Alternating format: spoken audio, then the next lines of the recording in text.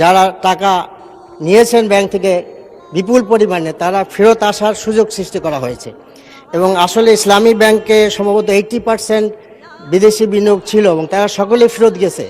দুইটার সাথে কীভাবে মাননীয় অর্থমন্ত্রী অ্যাডজাস্ট করবেন আমি জানি না। এখন তো দেখছি যে ব্যাংকের সামনে মিছিল হচ্ছে এস আলমকে ফ্রি আনতে। আমি শেষ করে ফেলছি।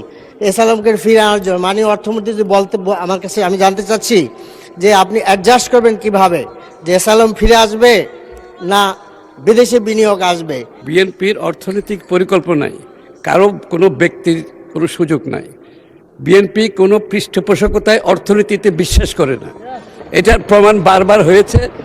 সুতরাং এইবারও সেই সুযোগ নাই। কিন্তু আর ব্যাংকের যে অ্যামেন্ডমেন্ট হয়েছে এটা আমরা এই উইন্ডোটা একটু ওপেন করেছি। এখানে কেউ ফিরে আসার জন্য না, আমরা টাকা ব্যাংকে জমা হোক এটাই চাই। সুতরাং এটা একটা new opportunity, new window. Existing share হোল্ডারও নিতে পারেন, যে কোনো বিনিয়োগকারীও নিতে পারেন। This window is open for everybody.